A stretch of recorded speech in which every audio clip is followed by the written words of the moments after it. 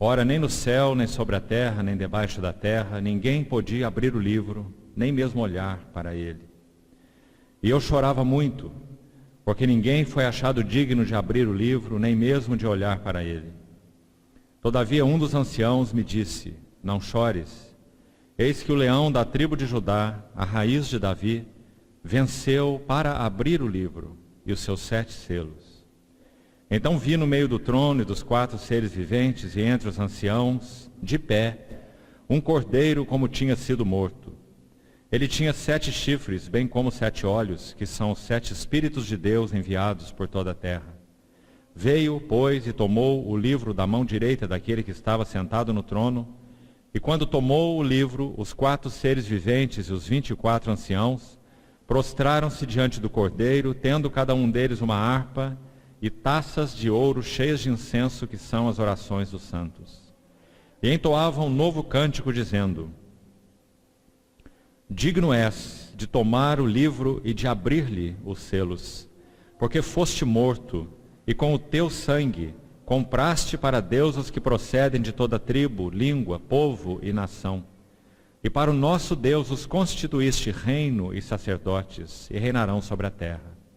Vi e ouvi uma voz de muitos anjos ao redor do trono, dos seres viventes e dos anciãos, cujo número era de milhões e milhares de milhares, proclamando em grande voz: digno é o cordeiro que foi morto, de receber o poder, a riqueza, a sabedoria, e força, e honra, e glória, e louvor.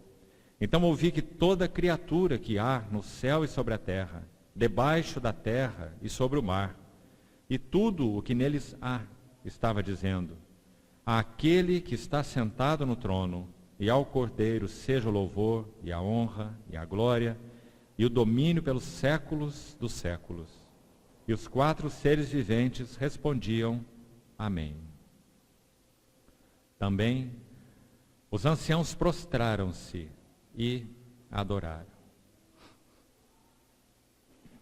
Uma breve palavra antes de partirmos o pão. Alguém já disse, queridos irmãos e irmãs, que a mesa do Senhor é a reunião mais importante da igreja. Em muitos sentidos, nós também concordamos. Por quê? De alguma maneira, todas as outras reuniões da igreja, nós temos parte do foco em recepção. Recebemos os benefícios quando a palavra de Deus é pregada, recebemos os benefícios quando nós nos reunimos para orar, nós mesmos somos edificados e consolados, recebemos os benefícios quando as reuniões são abertas e os irmãos compartilham a palavra, enfim. De alguma maneira, nós temos um foco em recepção em todas as outras reuniões. Mas na mesa do Senhor, o foco exclusivo é doação. A mesa do Senhor significa que nós nos colocamos junto a ela, ao redor dela, reunidos, para que tudo aqui seja feito com o foco exclusivamente colocado na pessoa do Senhor Jesus. Então, uma das maravilhas dessa mesa é que, porque ela reflete os benefícios espirituais que ela reflete, o cordeiro que foi morto, e sua dignidade, e sua honra, e sua salvação, Deus, sendo suficiente em si mesmo e não precisando de nada, quando nós participamos com foco nele, na mesa do Senhor, tudo o que damos a ele, e este, como falamos, é o foco exclusivo na mesa do Senhor, não é um lugar para nos exortarmos, não é um lugar para intercedermos uns pelos outros. A mesa do Senhor tem foco exclusivo. Não é intercessão, não é pregação, não é ensino. A mesa do Senhor tem o foco no Senhor.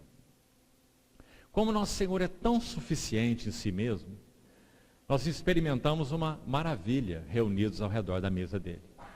Tudo que nós damos a ele, em plena, genuína e franca doação, que é o que ele mesmo tem dado a nós. É o Cristo que recebemos e conhecemos, que nós retornamos a Deus o Pai em gratidão e em adoração. Quando fazemos isso, tudo aquilo que retornamos a Ele, com foco nele, Ele dá de volta a nós. Então nós experimentamos uma satisfação tão profunda, nós experimentamos um gozo inigualável, nós experimentamos uma comunhão distinta de qualquer outra reunião. O passear do Senhor entre nós, quando nós partimos o pão, também de muitas maneiras é distinto. Porque é aquele momento em que o povo do Senhor se congrega e se põe diante dessa mesa, olhando exclusivamente para o Senhor Jesus, como nós dissemos. Então, a reunião da mesa do Senhor é uma reunião distinta. Em muitos sentidos, é a reunião mais importante da igreja. Nós não deveríamos deixar a mesa do Senhor para um fim de tempo. Não deveríamos deixar a mesa do Senhor para uma participação periódica ou espasmódica. Sem dúvida, a mesa do Senhor deveria ser algo mais constante entre nós. Se você ler sua Bíblia com cuidado no livro de Atos, é sugerido que os irmãos, por se reunirem nas casas, em Jerusalém, logo no início da história da igreja, havia 8.120 irmãos. Não havia simplesmente nenhum lugar onde pudessem se reunir 8.120 pessoas em Jerusalém. Então é muito claro que eles se reuniam de casa em casa, como a palavra mesmo diz em Atos capítulo 4.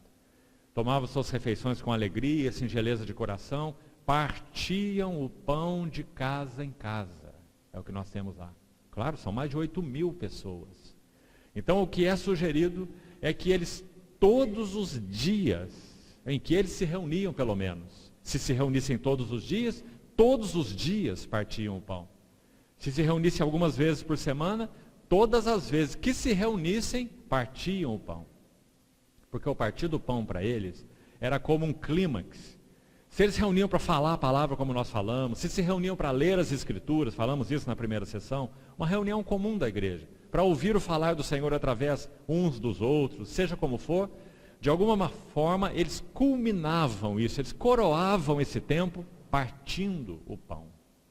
Porque partir o pão, irmãos, no entendimento deles, era celebrar a riqueza que eles tinham em Cristo Jesus. O próprio fato deles se reunirem estava baseado no partir do pão. Por que nós nos reunimos? Nós nos reunimos porque o Cordeiro foi morto. Por que nós o adoramos? Porque digno é o Cordeiro que foi morto. Qual é a causa da nossa comunhão? É o sangue derramado do Cordeiro. O que nós fazemos quando nós estamos juntos? Nós comemos a carne do Cordeiro e nos alimentamos desse que é o pão da vida. Então a mesa do Senhor, ela coroa e é o clímax de toda a comunhão. Ela fala de toda a base e de tudo que nós temos, toda a substância do que nós temos juntos. Por isso os irmãos se comportavam assim. Mas esse é mais um item que, de modo geral, nós temos perdido a realidade. Então, algumas vezes a mesa do Senhor é empurrada ali para o final da reunião e 15 minutos nós resolvemos esse assunto. Comemos, bebemos e vamos para a nossa casa. Algumas vezes a mesa do Senhor é celebrada de vez em quando entre os irmãos. Então, sem dúvida, não por rotina. Não porque então deve ser assim, então façamos assim. Essas coisas não funcionam dessa maneira. Mas que o Senhor chame de volta o nosso coração para resgatarmos, mesmo que seja passo a passo, o valor e o lugar da mesa do Senhor entre nós. Isso é um ritual? Isso é mecânico?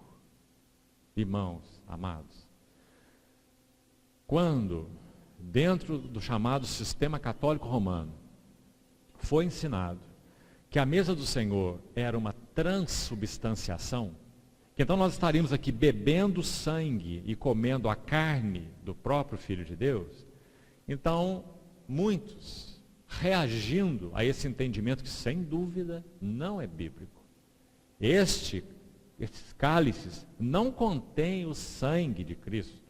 O sangue de Cristo já foi oferecido por nós. O sangue de Cristo já foi derramado. O sangue de Cristo já foi apresentado nesse santo do santo celestial diante de Deus, né? E o corpo do nosso Senhor Jesus está glorificado, à destra da majestade nas alturas. Este pão não é o corpo de Cristo, em si mesmo.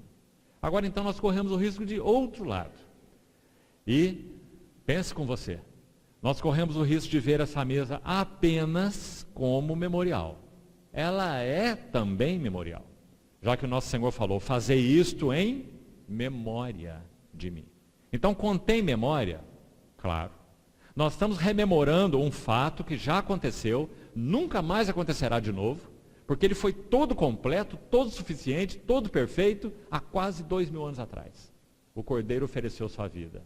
Agora, se nós vemos nessa mesa apenas um memorial, e era isso, sobretudo, que é meu encargo compartilhar antes de partirmos o pão, nós perdemos algo da mesa do Senhor.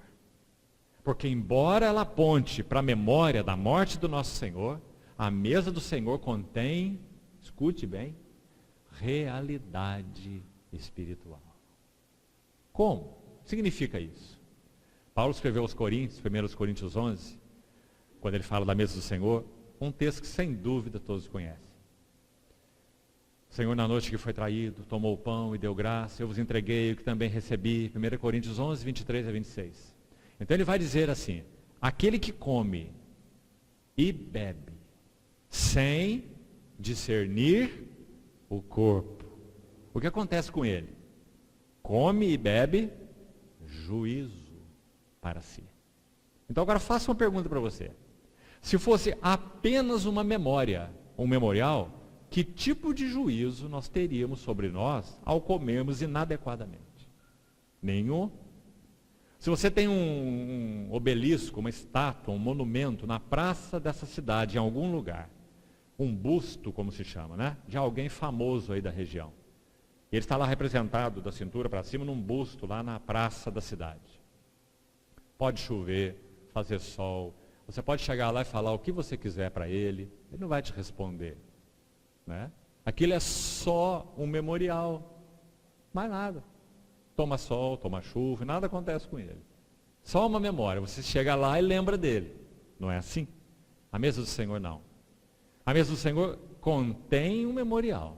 Nós estamos aqui nos lembrando dele. Em memória de mim, anunciais a morte do Senhor até que ele venha. Esse é o aspecto do memorial. Mas qual é o aspecto da realidade espiritual? É que se nós comermos, se nós bebermos sem discernir o corpo. A palavra corpo ali é soma, na língua original. Soma significa substância. Psicossomático. É algo que se passa na mente, que se reflete no corpo. Soma, corpo, substância. Então quem come e bebe não discerne a substância envolvida, a realidade, a essência, vai comer e vai beber juízo para si. E mais que isso, Paulo ainda diz assim, é por isso que há entre vós muitos fracos, doentes e não poucos que já morreram.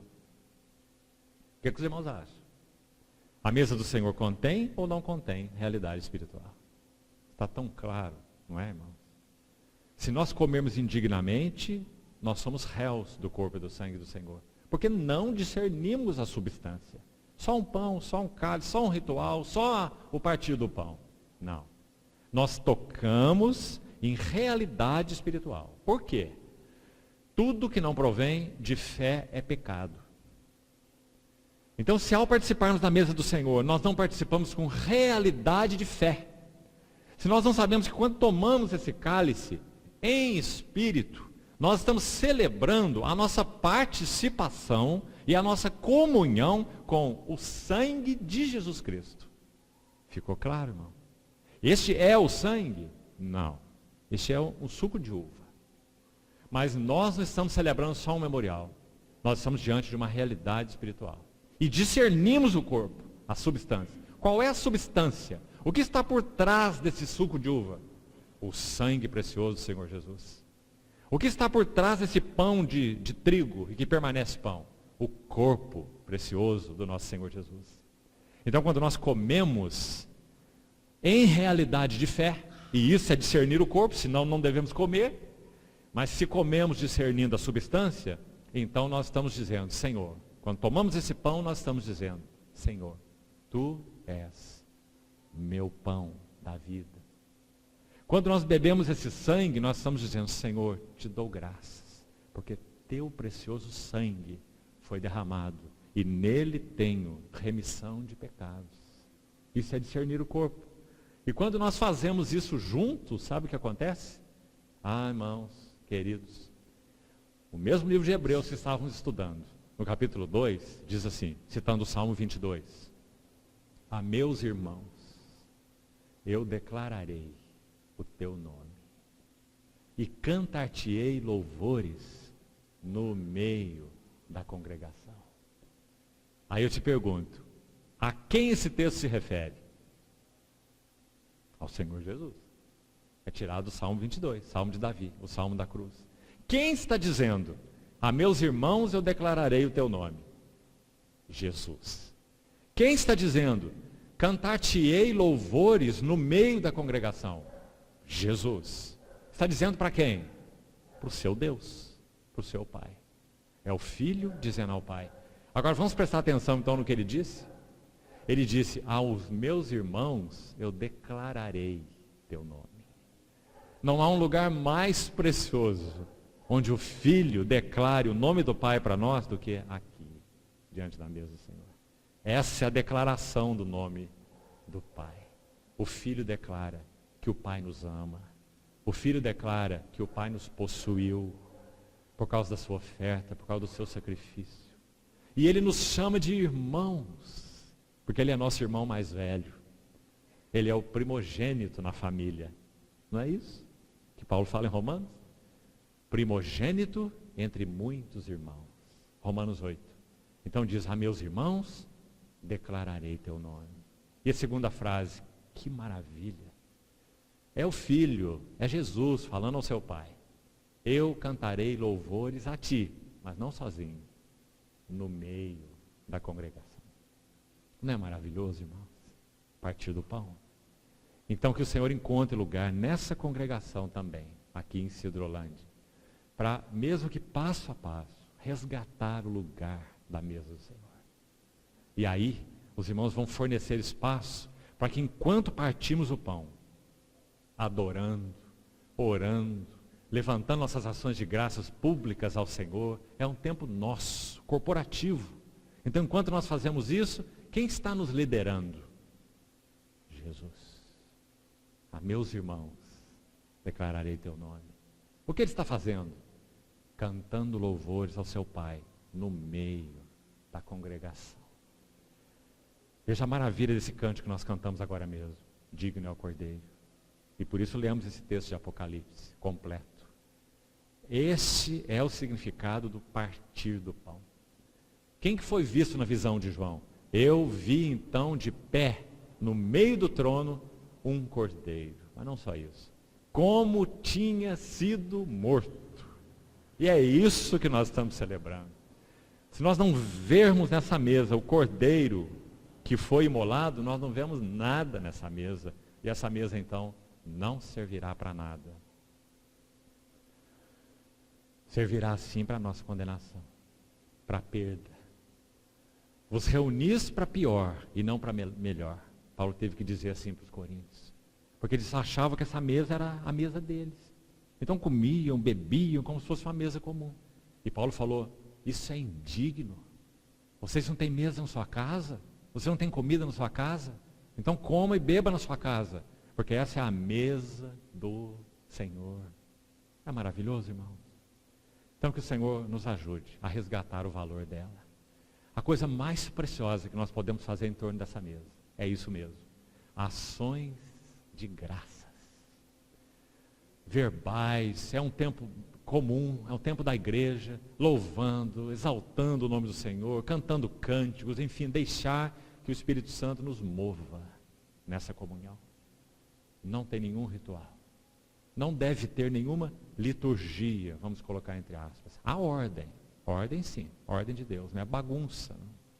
Mas não aquela liturgia, agora é a hora disso, agora é a hora daquilo, agora é a hora daquilo. É o tempo de nós assentarmos à mesa do Senhor e adorarmos o Senhor, rendermos ações de graça, levantarmos nossas orações e comermos com discernimento, porque nós somos dele e ele é nosso. Um servo do Senhor do século passado, concluindo já, serviu o Senhor por muitos anos, chamado George Cutting. Ele tem um livretozinho que hoje foi traduzido para mais de 70 línguas diferentes. Se chama Segurança, Certeza e o Gozo da Salvação. É maravilhoso. Pequeno livretinho. E esse irmão já estava no seu leito de enfermidade há poucos dias de partir para o Senhor. E ele foi visitado por um outro irmão. Esse irmão era um obreiro chinês. E esse irmão então chegou junto ao seu leito, e ele já bastante fraco. Periodicamente ele tocava o braço, deitado no seu leito, ele tocava o braço desse irmão que foi visitá-lo. E ele dizia assim: sabe, irmão, eu sou dele. E daí a alguns minutos tocava de novo o braço desse irmão e dizia assim: sabe outra coisa, irmão? Ele também é meu. Esse é o resumo da nossa vida cristã. Nós somos dele. E ninguém nos arrebatará das suas mãos. E ele também é nosso. Ele não é do mundo, ele é nosso. Ele é da igreja. Então, quando nós partimos o pão, o que nós estamos celebrando? Nós somos dele. Ele é nosso. Louvado seja o seu nome. Então, que o Senhor nos conduza nesse tempo de ações de graças, nesse tempo de adoração. Tudo é para ele. Então, que façamos assim, juntos, para a glória do seu nome. Amém.